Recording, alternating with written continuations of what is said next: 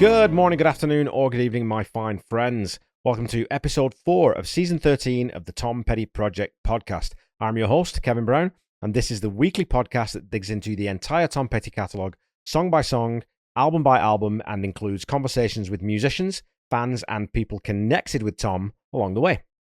So, I want to start by telling you about a record I picked up today as I'm writing this. I had to run out to pick up my computer from the repair shop. I've finally been able to update to Windows 11, but that's another very boring story.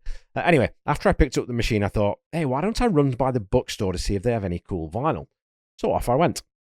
My local bookstore is one of my very favourite places in the city and has a fantastic cafe and a huge children's section that I spent many happy hours in with my kids when they were little. It also sells vinyl, and I was flicking through the few bins that they have to see if anything piqued my interest when, out of the corner of my eye, on a lower shelf, I saw it. The soundtrack to 1492 Conquest of Paradise by Vangelis. You simply never see it out in the wild, and used copies usually go for around 200 Canadian. Also, McNally Robinson, the bookseller I was at, doesn't sell used vinyl, so this was really surprising to me. So it was on my list, but not high on my list. Well, it turns out that they've just repressed it on double yellow flame vinyl. So I grabbed it tight and hurried up to the counter, presented my member card to the nice young lady behind the counter and said, I've been waiting to buy this for years. She turned the album over in her hands and said, oh, my husband would probably like this film, with all the ships. I pointed out to her that I've never actually seen the movie, but loved the soundtrack, which made her laugh and quite surprised her. The reason I knew about it without seeing the film is because the main theme used to be played by the Wigan Rugby League team, my hometown team and my first sporting love. They started using it long after I'd emigrated, and my mum told me to give it a listen once because she knew that I'd love it, and she was dead right. It's become my absolute favourite soundtrack album, so now I have a record I've been waiting to buy for almost as long as I've been collecting vinyl again. And I love that feeling of joy when you find something like that. I'm actually going to run back there tomorrow to see if they have a second copy so that I can buy it for my mum. And if they don't, maybe I'll just order it online for her. Okay, over on social media, let's see what you had to say about the title track from The Last DJ. I'll start with my pal Steve Ursel over on Blue Sky, who says, I don't know the album well enough yet to confidently comment, but I'm interested in what you make of Joe. It reminds me fairly strongly of a specific album by a specific band, not one I'd ordinarily associate with Tom, but I don't know if it's an obvious connection or just a me thing. Really strong opening track. Razor-sharp satire wrapped up in a great pop melody, and the whole thing sounds assured and smooth. The last human voice line, which is the emotional core of the song, has never seemed more relevant in our world of rapidly advancing AI. And Steve, yeah, dude, I completely agree. It's funny sometimes how artists can seem to presage things that they couldn't really have foreseen, but that are applicable in different ways like this. Tom seemed to always see through the BS, though, to the purity of what he was trying to do. Over on Facebook, the lovely Nora Hayward-Olsen wrote, thanks for the wonderful podcast. Thanks, Nora. This is one of those songs I have more and more appreciation for as the years go by and AM/FM stations seem to get continually worse. The song tells the story in very concrete and direct terms, which is quite a shift in Petty's songwriting. Sending good thoughts to your mum and your family as she deals with her illness. Thanks so much, Nora. That's very nice of you to say. Mum's doing pretty well. She just gets a bit short of breath if she has to walk too far, but luckily my youngest is still over there and she's happy to run around and help Grandma out. My ever-dependable executive producer, Paul Roberts, wrote, great pod, Kev. Thanks, Paul. This was a nice surprise. I was expecting another setting the scene for the album podcast.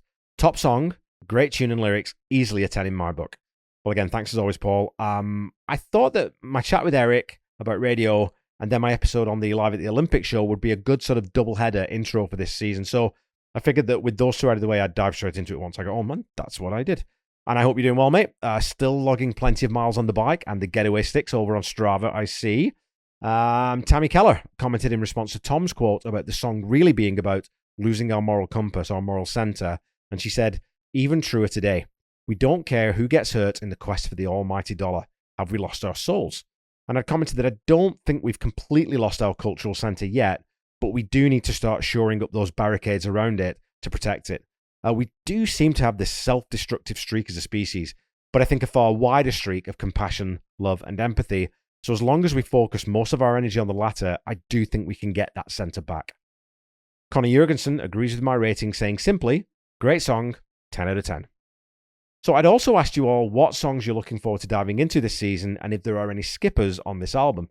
And Connie surprised me a little, saying, I'm not too fond of the song Joel, and it is a 5 out of 10 for me. My favourite song from the album is number 2, so I don't have to wait long. I guess you'll have 5 songs that get the full score. I don't skip any, but sometimes turn the volume down with Joe. Well, I won't show my hand ahead of time, but I'm definitely higher than a 5 on Joe, Connie. The brilliant Rich Gibson, former guest Rich Gibson, wrote, Have Love Will Travel and Can't Stop the Sun are probably my favourites. No skippers on this album. Great analysis on The Last DJ, Kevin. Maybe Joe will get my lowest score. My name's Joe, I'm the CEO. That one, more than anything, has lyrics that seem to explain a character in not the most subtle, but perhaps necessary way. Still probably worthy of a 6 out of 10. Mind you, it has a great riff. I still like it a lot. I'm only splitting hairs to try and differentiate. Maybe your coverage will change my mind. And JP Kaufman was with both, saying, Connie, I agree about Joe. It is hard to listen to for me. Have Love Will Travel and Like a Diamond are my faves on the album. They stood the test of time, and I have a huge soft spot for Blue Sunday. I'd say Kevin is a big fan of You and Me, Have Love Will Travel, When a Kid Goes Bad, and Can't Stop the Sun. I think he may be stingy with 10s though. I'm still shocked One More Day, One More Night didn't get one, and that album didn't get more. I'll guess The Last DJ gets 2 10s from Kevin. You and Me, and Have Love Will Travel. So JP had commented before listening to the first episode, so we'll bump his guess up to 3. Now, I have a number in my mind, like the number of 10 out of 10s on this album, but I've gone into songs before thinking I know where my rating is going to land and ended up being surprised myself. So who knows? I've got I've got a rough number in my mind, but I'm not sure. Over on Instagram, @CouplesRob wrote, I'm most looking forward to Dreamville, Joe, Blue Sunday, and Can't Stop the Sun, my 10 out of 10s. Well, at least one of those is a 10 out of 10 for me, Rob, who finished by saying, there are never any skippers when it comes to Petty. My lowest rated is probably Like a Diamond. Daniel Cristofori, who I think might be commenting for the first time, so if that's the case, welcome Daniel, says Blue Sunday is one of his most overlooked gems, and I tend to agree.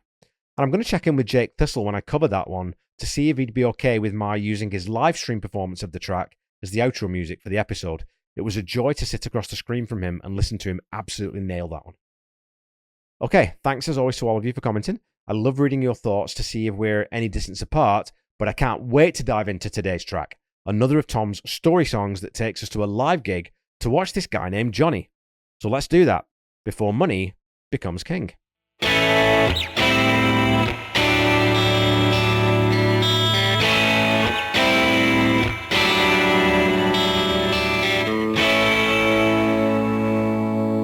Talking to the LA Times in 2002, Tom muses aloud to journalist Steve Hockman, what I find interesting these days is what the audience is willing to accept. I often wonder if they even care.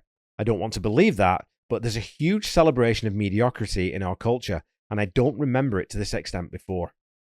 This disconnect between the artist and the audience is one of the subjects that Tom uses to explore the theme of greed that was the overarching construct behind the album.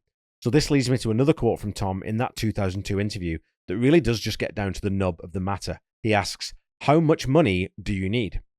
And yes, I know that Tom was a multi-millionaire, but that was off the back of his creative work and performing for people. Can you imagine for 1 second him accepting the new model of dynamic pricing? I don't have a huge problem myself with entertainers earning vast sums from their art. Even artists I don't think who are creating lasting quality art. If you put the work in and you find your market, you find a fan base, and I think you're entitled to make money. But how much money do you need?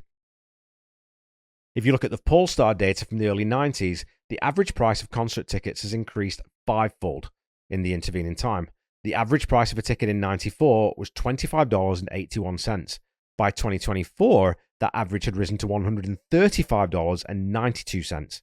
Ah, but Kev, I hear you say, you have to factor in inflation. Okay, let's do that. If a $25.81 ticket in 1994 had simply kept pace with general US inflation, it should cost about $52.64 in 2024. The fact that it is almost 2.5 times that price shows you that something is probably wrong. Now, there are some other factors to consider here. Back in 1994, touring was not a primary revenue source for artists. Physical media was. But the advent of streaming platforms has completely turned that paradigm on its head, so that most artists make next to nothing from sales of actual media, and even closer to nothing from the streaming platforms that post record profits every year off the back of their work. So you can make an argument that ticket prices have to go up to augment declining physical sales, and that's on us as consumers. Also, many larger artists have really pushed the boat out when it comes to the production levels of their shows, with huge crews and massive stage setups becoming more common at the top end of the scale. But again, this doesn't explain the average being so much higher. Enter dynamic pricing. This is where my old socialist heart seethes. It's where pure capitalism becomes a cultural negative for me. And it's not just the music industry who's guilty of this. Look at hotel prices. Take, for example, Edinburgh, Scotland. During the Fringe Festival, hotel room prices are usually around double to triple their normal price. Have the hotel's costs doubled during that time? No. Their potential market has increased exponentially, so they see that as a way to make far more money. Do the hotel staff's wages double during that period? You better believe they don't. So for a 1 month period, the corporate and some non-corporate owners of these hotels are creaming off gigantic profits just because they can, just because of demand. How much money do you need? To bring it back to dynamic pricing in concerts, this is why the Ticketmaster monopoly is such an unhealthy thing in the ecosystem. Think back to the controversy that surrounded Springsteen's 2023 tour. Ironically, it was the ultimate blue-collar everyman who became the poster child for price gouging. Of course, you can't lay all that on the boss, as other people within the Springsteen business machine would have been in charge of overseeing some of that. But according to Ticketmaster, some 1.3% of tickets for that tour went over $1,000. And they used this figure to try to say, hey, look, it's not like all the tickets were that expensive, but most were still in the mid-$200 range to start. However, if you look at that 1.3% as an actual number, it's a lot of tickets. Polestar reports that to just the midpoint of 2023, and this tour went on to 2025, but just to the midpoint of 2023, Springsteen sold just over 673,000 tickets. 1.3% of that is 8,700.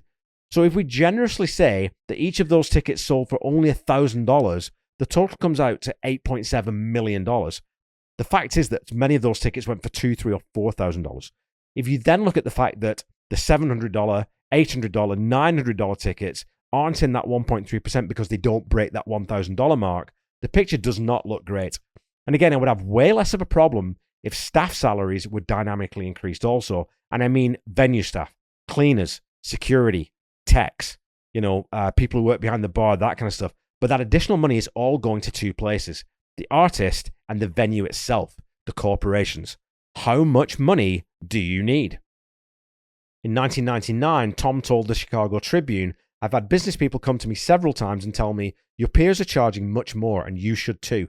I just think it's not a good idea. We ought to try to keep this music affordable. I know when I was a teenager, I could not have remotely afforded these prices. I just don't think it's worth that much for one thing, and we don't need the money that badly. We're making a nice wage.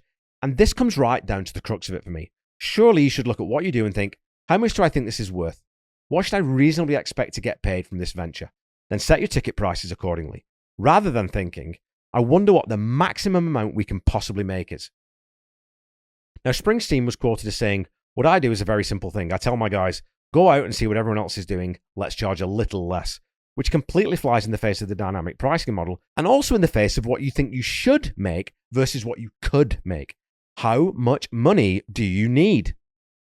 I should say too that I feel, slightly bad using Springsteen as the whipping boy here because I don't think he's the worst culprit out there, but the data for Springsteen's tour and all the numbers around it are much more readily available. And also, he's a contemporary of Tom, so I think the comparison is somewhat appropriate. At the end of the day, the base problem, as I've come to think of it, is that under the current societal model, we're all sold the idea that we should all be striving for more instead of enough. This necessarily means that many people don't even want to settle for more and instead target most. This leads to the gigantic gap between that top 1% we hear about and everyone else that we see today. And for me, it's societally unsustainable and the biggest problem we have in the world right now because it exacerbates every other major issue. Right, I've probably lost some of you now with my socialist diatribe there, but hopefully not. Hopefully you've stuck with me. But let's talk about the actual song. And you know what? If you disagree with any of my comments there, please do. Let's have a respectful chat in the comments. I'm always open to being told that I'm wrong and shown why. Anyway, Money Becomes King starts with a simple 4-note fill from Steve Ferroni on drums, and I got to tell you right off the top that I love the snare sound on this song. It's a really tight, snappy snare with a beautiful musicality to it. And it's another nerd-out question I'd love to ask Steve if I ever got to speak to him on the podcast. We have a wonderful tremolo effect on Mark's guitar part, and we hear the orchestra for the first time on the album. The Big Money Orchestra, arranged and conducted by John Bryan, were a highlight of the live performance at the Olympic, and his arrangements on this album overall are fantastic. The way the strings swoop down over that ascending guitar lick sets up a very theatrical feel from the first bars. The first verse begins with Tom inviting us to reminisce, to take a trip back in time to a nostalgic ideal of when money wasn't king.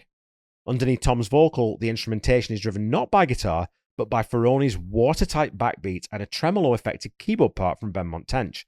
There is an acoustic guitar in there too, but it's mixed down really low and is just adding in the colour that Benmont himself would ordinarily be adding on keys. At the end of this first verse, as Tom sings, "About a time when everything wasn't up for sale," we have a wonderful little bass slide from Mr. Petty himself, who's playing bass on this song, in the turnaround to the chorus. And it's a very understated chorus that almost slips by without you noticing. In this B section, we're introduced for the first time to the mononymic star of the show, Johnny. After this chorus, we have the intro progression again with those swooping strings before the narrator dives back into his youth to tell of how he and his friends would pool together their cash to go see Johnny play. We'd all get so excited when John would give a show, we'd raise the cash between us and down the road we'd go. To hear him play that music, it spoke right to my soul. Every verse a diamond and every chorus gold. Now, I don't know a single music fan who wouldn't understand and relate to this sense of nostalgic fondness with every fibre of their being. Those first musical loves are almost always lifetime favourites, and that connection to an artist through their art is something intangible and utterly magic. It drives people to follow bands around the country, to spend hours listening to their music and collecting it, and sometimes to dedicate a significant portion of their time publishing a weekly podcast. Hey, I'm not obsessed. You're obsessed. The second verse sees a guitar part brought back in with some spidery flitting notes in the first half of each bar in the higher register. It gives the second verse a little more breadth, but still doesn't overpower or muddy the pristine vocal and that wonderful backbeat that the rhythm section is laying down. After this verse, we then get the second chorus, which is lyrically completely different except for the variation on the song's title line. The sound was my salvation, it was only everything, before money became king. And again, this taps right into real fandom. Tom delivers what's essentially a paradox in miniature. It was only everything. The word only shrinks the experience down, but immediately everything explodes it outward, giving you that whiplash between understatement and hyperbole. The strings start to swell again through this chorus section into the euphoric major key bridge. Well, I ain't sure how it happened, and I don't know exactly when, but everything got bigger and the rules began to bend. Here the strings are playing a gorgeous arpeggio as Benmont plinks away a swing pattern on the piano high notes. And I wonder if that's possibly a tack piano because it has that sort of very sharp metallic edge to it. The second half of the bridge then moves to the minor as the lyrics take on a sardonic edge, Tom lamenting, "And the TV taught the people how to get their hair to shine and how sweet life can be if you keep a tight behind." And more, we're force-fed ads and social media and reels and shorts, and we're constantly inundated by influencers and salespeople and celebrities setting impossible standards of beauty and success. And Tom summarizes all of that in one glorious section of this song. This bridge section hangs on the last chord before that dramatic orchestral descending line back into the chorus, which Steve Ferrone punctuates with those eighth note snare hits. The next verse is set back in the present day, with the narrator arriving at the gig early and seeing John come out to lip sync to his new light beer commercial. He looks around at the audience and doesn't recognize the crowd as being part of his tribe, so that disconnect begins to take root. I remember a few years ago myself going to see Queen and Adam Lambert here in Saskatoon and being frustrated that the crowd didn't know their role in the show. During Love of My Life, there's a section that the crowd's supposed to sing, and it just didn't. So I was one of only about 7 people in the bloody auditorium singing. During, again, In the Lap of the Gods Revisited, same thing, nothing. At certain moments through the show, there are crowd, interactions that lifetime fans know by heart, and they know when they're expected to do something. If you're in a crowd of greatest hits or casual fans, you can feel a little outside the experience and disappointed in the room. So the show was brilliant, the musicians were brilliant, the crowd, not so much. So I relate 110% to the sentiment that Tom is conveying when he writes, "The faces were all different, there was no one there like me." And I remember Dave Grohl talking about this too when Nirvana exploded. He remembers that all of a sudden jocks and preppy types were starting to show up at their gigs, the kinds of guys who would have kicked his ass in high school, as he says. We don't get a chorus here now before the next verse, when things get worse in the narrator's eyes and definitely start to go downhill for Johnny. They sat in golden circles and waiters served them wine and talked through all the music, and to John paid little mind. And way up in the nosebleeds we watched upon the screen they'd hung between the billboards so cheaper seats could see. I always remember seeing the prices for the VIP seating at a U2 show I went to in Edmonton a few years back, And it was exactly this. It was a golden circle, sort of within there was like an outer circle around the stage. And inside that, they had waiter service and seating, spacious seating, and all this kind of thing. At a rock and roll show. No thanks. Put me in the general standing area so I can move and enjoy the push and pull of the crowd. One of the best times I ever had at a show was watching Foo Fighters. My brother-in-law and I had taken up a position by the runway, and as Dave came down playing his guitar, he sort of fell backwards into the audience, assisted by security, and I managed to pat him on his sweaty shoulder. Now, I could have paid quadruple the price for a box in the arena and had a much more quote-unquote comfortable evening being served, appetizers and big, nice fizzy drinks and things. But I wouldn't have gotten that close to the action, and I wouldn't have been in the press of bodies moving as one to the music and being influenced and impacted by it. I know which ticket I'll choose every single day of the week.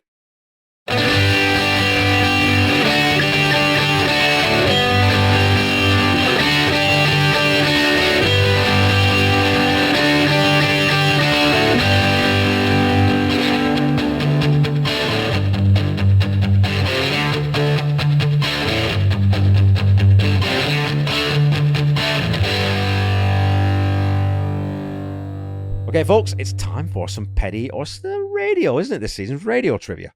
Your question from last week was this. Dr. Johnny Fever was the beleaguered radio host on which fictional US station? Is it KACL in Seattle, KDST in San Andreas, WKRP in Cincinnati, or WQHG-FM in Quahog? Well, KACL in Seattle was famously the home to Frasier Crane, host of the psychotherapeutic radio show, The Dr. Frasier Crane Show. I always really enjoyed Frasier, and I think it's one of those shows that's maybe due another rewatch. KDSC in San Andreas is a radio station in the video game Grand Theft Auto San Andreas, which is hosted by Tommy the Nightmare Smith, voiced by none other than Guns N' Roses frontman Axl Rose. It's a classic rock station that scandalously doesn't feature any Heartbreakers songs. WQHG-FM in Quahog appears in the cartoon Family Guy and is home to Weenie and the Butt, and formerly The Lunch Hour featuring Brian Griffin and Dingo and the Baby featuring Brian and Stewie Griffin. That means that your answer, of course, is WKRP in Cincinnati, the eponymous radio station in the cult classic US show that ran from 1978 to 1982. And I got to just read you, it's a direct message, so hopefully Pete won't mind me saying this, or telling you this, but he direct messaged me. He said, maybe this is an American thing, but gosh, that WKRP question for us is sort of like asking what US president was responsible for the economic policy known as Reaganomics. So I guess this was a little bit of a slow ball for you, and everyone probably got this one within about 3 seconds of me saying it. So your question for this week, maybe this is a little bit tougher. And Pete, I'll be expecting you to tell me what your answer to this is without looking it up. In 1971, the US Federal Communications Commission introduced new rules that had a major effect on radio programming. What was one of the biggest impacts of these changes on FM radio? Is it A, it forced FM stations to stop simulcasting AM content, encouraging them to create original programming? Is it B, required all FM stations to broadcast in stereo, eliminating mono signals? Was it C, it banned advertising on FM radio, leading to a subscription-only model? Or D, it mandated that all FM stations play at least 50% locally produced music?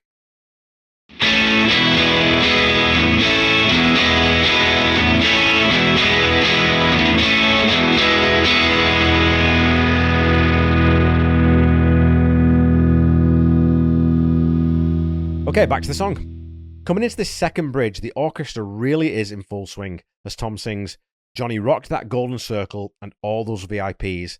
The distorted lead guitar then comes in and keeps pace with the up-down seesaw of the swings. The song here is at its sonic climax during this section, and it really gives you the razzle-dazzle of the golden circle and the big production live show that Johnny's putting on. It plunges you into the scene so that Tom can then deliver the knockout lines. And I saw his face in close-up, trying to give it all he had. And sometimes his eyes betrayed him. You could see that he was sad. And again, this throws me back to when I saw Van Halen live. This was, early 2000s, early to mid 2000s, during Eddie's troubled Samurai period when he was not doing well with addiction again. And it was a reunion tour with Sammy, which again, lots of conflict there. Not a great time in Van Halen history. The show was magnificent, but you could tell Eddie was going through the motions to a great extent. Saskatoon, you guys are the best audience we've ever played to. Just wasn't true. We all knew it. We all knew Eddie knew it. And we all knew that Eddie knew that we knew it. But it had become the tired routine, as Tom says. I still adored the show because I'll tell you, Eddie Van Halen at 75% is better than most guitarists you'll ever see on their best day. So, we know Johnny isn't really and truly invested in what he's doing here, so the narrator becomes jaded and starts to question whether Johnny is doing this for the right reasons. Tom singing, "I tried to rock on with him, but I slowly became bored. Could that man on stage with everything somehow need some more?" The coda to the song is a modification of the chorus, with the cadence of the first two lines used over 6 lines instead of 2, before the title line closes. And the narrator's final thoughts are utterly damning. "There was no use in pretending, no magic left to hear. All the music gave me was a craving for light beer. As I walked out the arena, my ears began to ring, and money became king." The song then leads us out with that intro lick again, and the orchestra finishes us off with a final descending flourish. For me, this one is an absolute triumph of a song. It ticks along at a very steady, even pace, and doesn't ever fully explode into any musical pyrotechnics. There's no searing solo from Mike Campbell. There's no huge vocal push or layered harmony vocals. There's no huge singular moment in the song, but the textures do develop and grow to lift you to the climax of the gig itself. So the narrative sort of is pushed along by the way the instrumentation slowly and subtly builds. Then you get that cold, heartless feeling of the aftermath. So the orchestration works to provide mood at first, and then that expansive dynamic in the second bridge. And the whole thing itself is almost a critique of how safe and controlled a performer like Johnny becomes when he hits the point where the commercial overtakes the artistic. This song absolutely blew me away the first time I heard it, and every time I listen to it, it impresses me a little bit more. It's one of a handful of Tom songs that you could easily write a screenplay around. It has a distinct 3-act structure, it's got character development and an underlying message, all in 5 minutes and 10 seconds.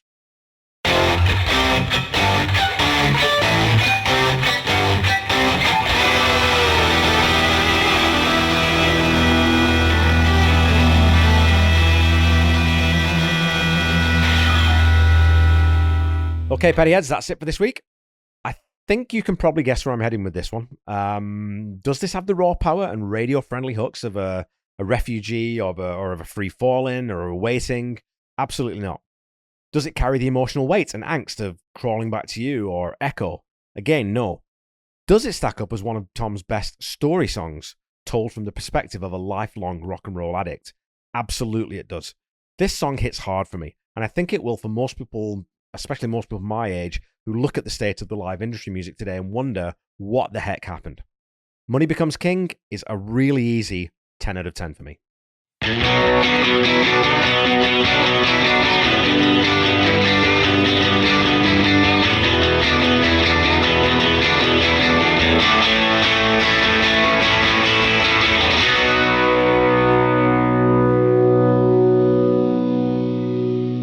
The Tom Petty Project is a proud member of the Boneless Podcasting Network, which was established by my good friend and wild man of podcasting, Chaz Charles. Go check out the roster by clicking on the link in the episode notes. You should also check out the podcast, Seaside Pod Review, a Queen podcast. And this week, we're actually covering a song that, in a way, is a little bit similar to the last DJ concept. I co-host that, of course, with my good friend, my best pal, Randy Woods, who performs all the music you hear in this podcast. So you go check that out. And you should also check out the Ultimate Catalog Clash that I co-host with the phenomenal Corey Morissette. We just cracked the seal on the first Black Crowes album, and we're going to be getting into the first five albums in the Crowes catalog. Tons of fun. We're enjoying that one. Don't forget to follow me on Facebook, Instagram, Threads, and YouTube at The Tom Petty Project, and on Blue Sky at Tom Petty Project.